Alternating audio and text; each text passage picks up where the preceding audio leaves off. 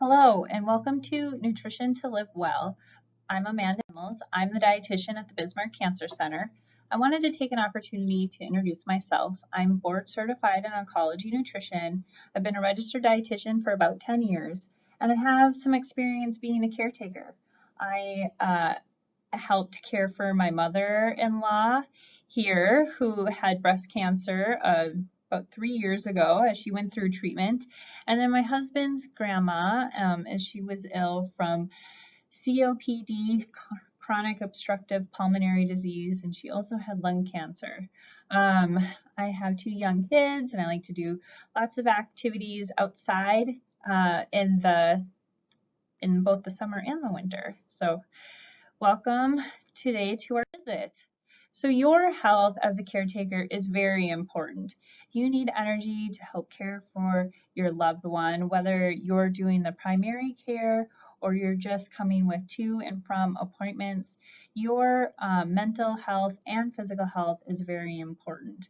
And to help fuel your body so that you can be in tip-top shape, we need adequate nutrition. So we need vitamins and minerals and appropriate calories and protein and fats.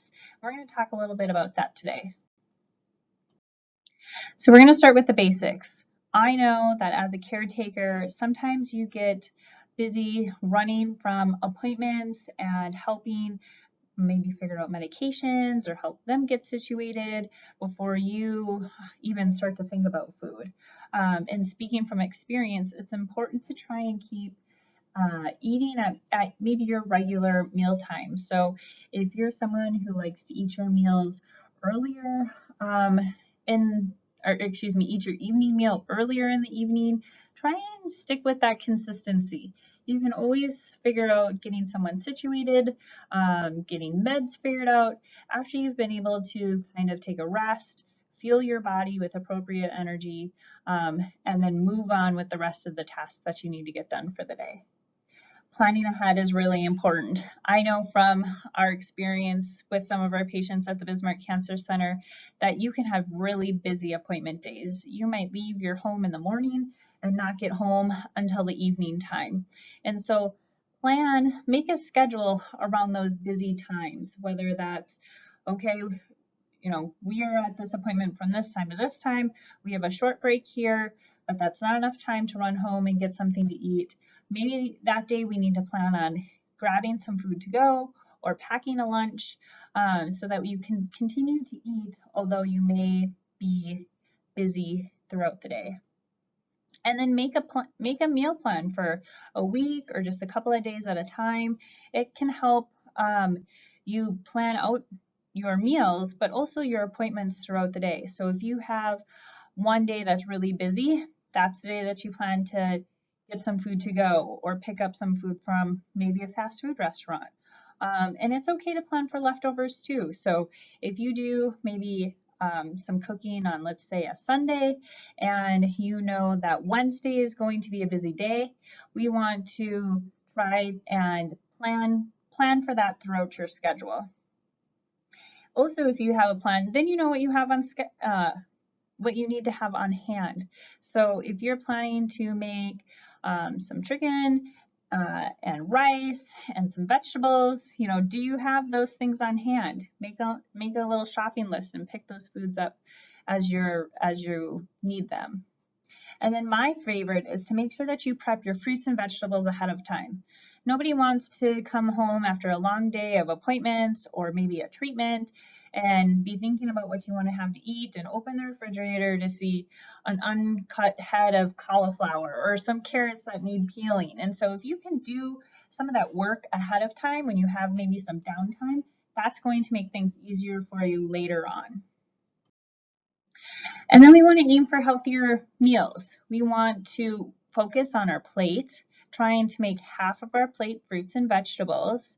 You can see on the picture that I have on the slideshow here that we have 2 vegetables on that plate. We are trying to have more plant foods on our plate than protein foods. And so plan your meal around what produce you have on hand.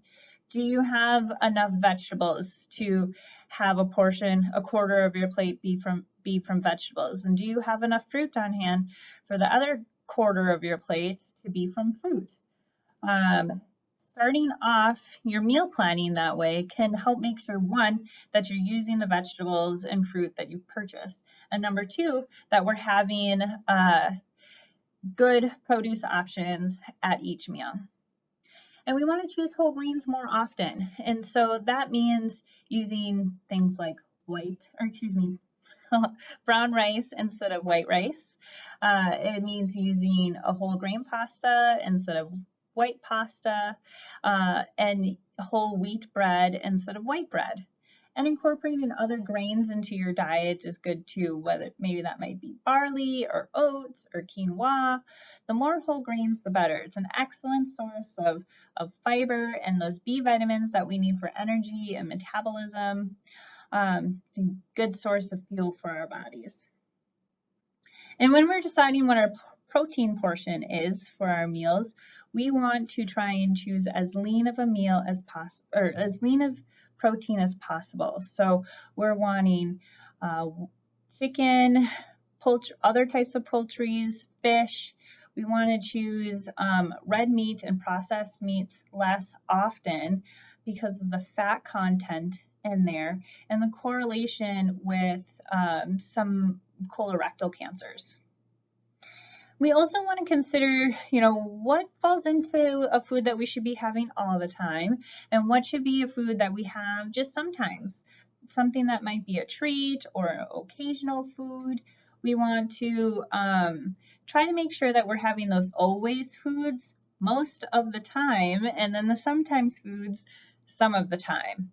I know when we have a loved one that's sick or isn't feeling well, a way for friends and family to show support is to bring lots of baked goods and candies or treats over. And so maybe putting those foods into the sometimes category and just having them sometimes instead of all the time. We want to look at our portion sizes. And so when we're talking about our plate being half fruits and vegetables, the other quarter of it being our protein food, and the other portion of it, the last portion being our whole grain, we want to think a little bit about what portion sizes are.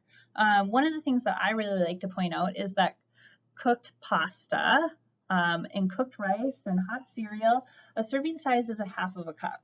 And I know in our family, serving size of those grains sometimes can grow a little bit larger than what we would like. And so it's good sometimes to have a little bit of a reality check on what are our portion sizes and how can we look at other ways to fill our plate, like those fruits and vegetables I've been talking about. We also want to look at meat, fish, and poultries. A serving size of those is 3 ounces, which is about the size of the palm of my hand, or a deck of cards. We want to consider if we're eating these foods and we're still feeling hungry afterwards, what's going to help fill us up for longer times. Sometimes people immediately go to that protein, sometimes people need more fiber, and I think a blend of protein and fiber will help us remain fuller a little bit longer. It's also important to read our food labels, and so I have some examples of food labels here. One thing I want to point out is that the food label has changed.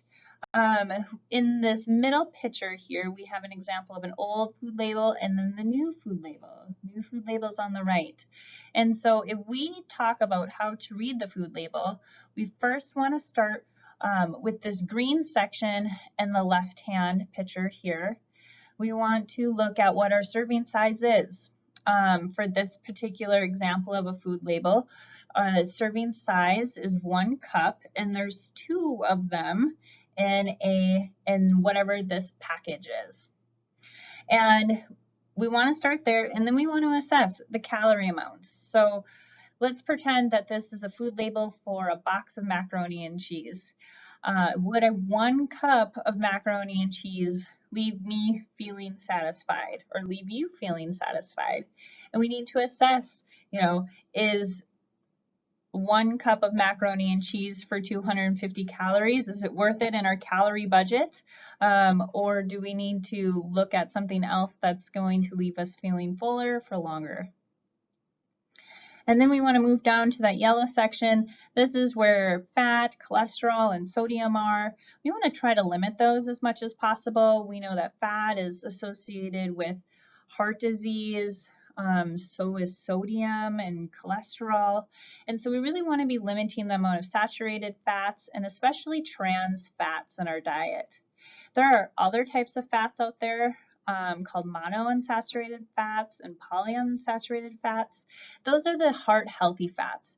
We want more of those in our diet. However, keep in mind, many Americans have more than enough fat than what they need typically in their diet. And so if you're adding something like coconut oil into your routine that you're not normally using, we want to look at the other sources of fat in our diet and try and limit as much saturated fat as possible. Also, sodium we know is associated with heart disease and high blood pressure. We want to reduce the amount of sodium that we're consuming in processed foods as much as possible. And so when we're looking at the amount of sodium, we are looking for foods that have 300 milligrams or less of sodium per serving. That's what we would call a low sodium food. The less processed something is, the least amount of sodium it's going to have in there. So if you're finding lots of seasonings or maybe frozen meals or canned items have lots of sodium in there, it makes sense. You're not going to find that much sodium in fresh carrots as you would in canned carrots. And so fresher is always better. Then when we look at that red section, we're talking about fiber and vitamins and minerals, and we want more fiber. Americans don't typically get enough fiber in our diets. The average American probably gets about 12 grams of fiber, when really we're needing 25 and 30 grams of fiber. And so if you're comparing food labels between two items and you see something with more fiber in there, we want more fiber. You'll see in here that vitamin A, C, calcium, and iron are on the micronutrient list. Those are some micronutrients that we don't get, or Americans don't do such a great job getting in our diet on a regular basis. And so this is just showing the percent of daily value that's in there. This blue part on the label talks about where the percent daily values come from. And you can see that there's a 2,000 calorie diet and a 2,500 calorie diet. Most of the daily values are based off a 2,000 calorie diet. Most Americans don't need a 2,000 calorie diet, especially when we start to get to ages 60 plus and we're a little bit more sedentary than we used to be. We're probably needing less calories than 2,000 calories. So if you see something that has high percent daily values over 20, might want to consider choosing something else. Then what's changing to the new label is that the calories are going to be more visible, the percent daily, or excuse me, the total added sugars are going to be included on that new label. We're wanting to reduce the amount of added sugars as much as possible. So some foods that naturally have carbohydrates in there, like let's say yogurt, have carbohydrates in there, but there also can be added sugar from like the fruit puree that might be in there or other flavorings that are with it. So trying to find items with the least amount of total sugars is good. And you can see that the micronutrients have changed from the old label to the new label. So vitamin D is something that we're focusing on more since we live in the northern hemisphere of the world and we don't have regular good angles from the sun to absorb our vitamin D or activate our vitamin D. Calcium is important for bone health. Iron we don't do so great at getting sometimes. And then potassium is another mineral that we could use more help with. Exercise is another important piece of the puzzle when it comes to taking care of yourself. Sometimes you just need to start small. So whether that might be taking a 5-minute break, going outside, walking around the block, or if it could be doing a short little exercise video while the person you're helping care for is taking a nap. We want you to try to move your body as much as possible beyond what you do in your daily activities. We're wanting to get that heart rate up a little bit. We're wanting to move more, maybe be breathing a little bit harder or have the heart be pumping a little bit more. Exercise produces endorphins and can help relieve stress and really could help clear your mind so you are able to help care for your loved one with a little bit clearer mind of maybe a fresh perspective. We're shooting for around 30 minutes of physical activity on most days.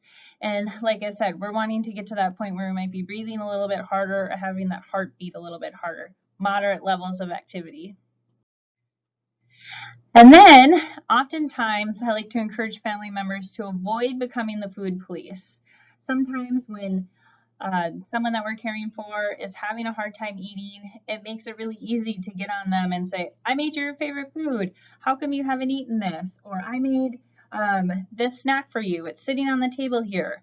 You should eat it. You should drink this. You should do that. And sometimes it can be really difficult for patients to eat the favorite food or to eat the snack because as treatment or maybe as their disease progresses, patients can struggle with taste, and their ability to eat some foods. Talking with that person and finding out, hey, how come you didn't eat my favorite dish, your favorite dish that I made you? Does it not taste as good as it used to, or is it hard to eat now? Finding out what some of that might be and then changing some of the things that you're helping prepare for them could be helpful. Having easy to prepare foods or maybe something that they just need to warm up can be helpful for them to be in charge of their own meals. Sometimes nutrition drinks like Boost or Ensure can be handy, as patients will say it's easier to drink something than it is to eat something. And encouraging small, frequent meals. When their appetite isn't so great, eating 3 meals a day can feel like a big challenge. But if we're just saying, hey, eat this yogurt or have a string cheese or let's eat this half a sandwich, see how small little eating times throughout the day can make a big difference in the long run. And then if somebody is a big napper, I always like to encourage setting a timer or maybe considering how much have you napped in one day. Maybe it's time to get up and have something to eat. I always like to say put the timer in the kitchen because then they have to get up and shut the timer off to get, and while they're in there, grab some food. We want you to help provide support, but not to take away their responsibility for deciding when they should eat or what to eat. And so you can gently remind them, hey, you haven't had anything to eat today. Maybe it's time to eat something, and gently nudge them in the right direction. But kind of harping on them a lot or really putting a lot of stress on them can cause a big area of stress between you and your loved one too. We know that you're trying to do everything you can to help take care of them, and they know that too. It's just that sometimes they're not able to eat or drink as much as we would like them to. And so trying to find a middle ground is really important. And then I always like to say that cancer survivors don't need a special meal. But the rest of the family should be eating the way that they're eating too. These recommendations aren't only for survivors, they're for the general American public too, to eat healthier, limit the amount of processed foods that we're eating, try and have more fruits and vegetables, and exercise more often. And remember that always foods and sometimes foods is an important piece of the puzzle. Sometimes we're feeling bad for ourselves because it's been a stressful week or because we're going through a new treatment regimen, or we just spent a lot of time trying to work through a new challenge and you feel like you might deserve it. And that could be true. You might deserve that treat, but just remember the always foods and sometimes foods. Does this food fit into the always category? Is this something that we should always be eating, or is this sometimes food? And then what's really important is to ask for help. Maybe there's a family member or a friend that says, hey, let me know if there's anything I can do for you. Maybe it's that they can come sit with your loved one for a little bit while you run to the grocery store, or a family member could come over while you choose to do some exercise. Calling on those friends and family who say that they want to support you is really important.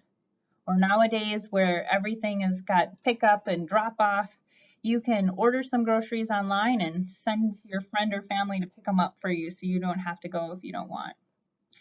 Another thing that can be really helpful is a meal train, which is a program where you can say, you know, here are our likes and dislikes, and here are some days that we might be interested in receiving some meals, and you can email that to your friends and family, and they can sign up and say, hey, Susie's going to bring a hot dish on Wednesday, and Johnny's bringing a lasagna the next day. And then you know, okay, well, I don't have to worry about these meals for this day because our friends and family are bringing them for us. And then call on that care team. Most clinics have access to a dietitian like myself who can help provide some eating hints for you or for the family member. Home health might be a tool that you need to access. It could be that they're just there to help set up some medicine, or they're there helping with some of the daily tasks that the loved one has a hard time doing. And that gives you a break, which is really important. And most clinics have access to a social worker, and the social worker can maybe help work through some of the challenges that you might be experiencing as a family or as a home care team, and try to help make some suggestions on what might be an appropriate solution. Or if you're a cancer survivor or a cancer patient, you're always welcome to give me a call. My phone number and email address is on here for you. You have access to me, and I'm always welcome to set up a call or a virtual visit, or you can come into our clinic here. And what's important to take away from this is that doing some planning, doing some meal planning for healthier meals, working around the appointments sets you up for success. Exercise to keep your mind and your body healthy, and then reaching out when you might need some help. Thank you for taking the time to watch our presentations. Hope you enjoyed it, and feel free to reach out if you have any questions or concerns. Thank you.